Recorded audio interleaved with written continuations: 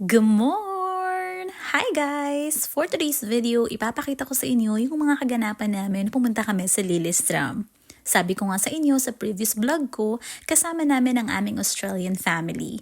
Nagkaroon kami ng time to catch up, bonding, at nag-usap-usap kami tungkol sa aming mga buhay.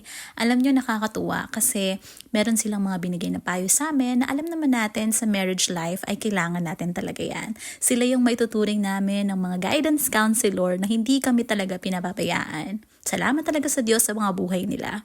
Ngayon nga ay autumn or fall at tingnan nyo naman napakarami talaga ng mga dahon na nalalaglag na at sa kulay nila na nakaka-inlove. Gustong gusto ko yung nakikitang ganyan pero iniisip ko mahirap din niyang linisin, hindi ba? Pero nature na ang bahala dyan, I think. So dahil nga kami naman ay 3 days lang dito at hindi ko na masyadong na-video ang mga kaganapan sa buhay namin exclusively, eto na lang sa labas yung aking ipapakita sa inyo.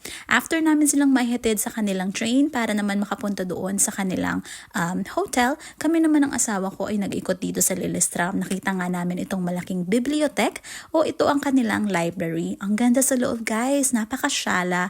At ang sabi ko pa, gusto ko sanang humiram ng libro pero naisip ko 7 hours nga pala ang layo dito sa bahay namin. Kaya for sure, hindi nila ako pahihiramin. Yung bibliotek kasi doon sa amin or library sa aming town ay maliit lang at konti lang ang option sa mga English books. These days kasi ay marami talaga akong mga bagay na pinagkakaabalahan. Nandiyan ang pagbabasa, pagsusulat, ang pagluluto, pagbibake, at syempre ang pag-aaral ko ng Norwegian language. Alam nyo guys, struggle is real talaga. Pero okay lang kasi alam ko magbubunga din ito pagdating ng panahon. Hindi pa rin kasi ako nakakapag-register para doon sa free classes dito sa Norway kasi naman wala pa yung aking bank ID. May tatanong nyo, bakit mo naman kailangan ng bank ID kung free classes naman ito? Ayun nga rin ang hindi ko maintindihan pero isa yun sa mga requirements para makapag-register ako ng free Norwegian classes.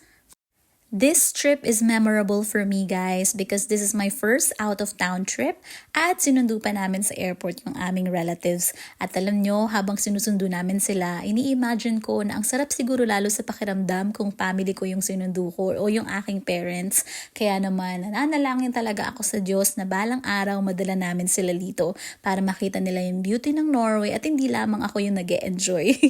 By the way guys, pauwi na nga pala kami ng time na ito dahil natapos na ang aming trip doon sa pag-iikot. Kaming dalawa lang ng asawa ko. Sumakay na kami sa train. Nakakatuwa kasi marami kaming mga tirang pagkain kagaya nila ng prutas at hindi naman kami na-bored sa train kasi meron kaming free wifi. Ang sarap nga talagang mag-enjoy ng ganito lang. Yung tipong wala kang iisipin kundi bumiyahe. Pero alam nyo, sumakit yung ulo ko kakabiyahe kasi naman baligtad yung aking upuan at meron kasing seating arrangement dito. Maraming salamat guys sa pagsama sa akin at sa aming biyahe na hindi ko alam kung may naunawaan ba kayo pero salamat pa rin sa panonood. That's all for today's video. Ha det bra!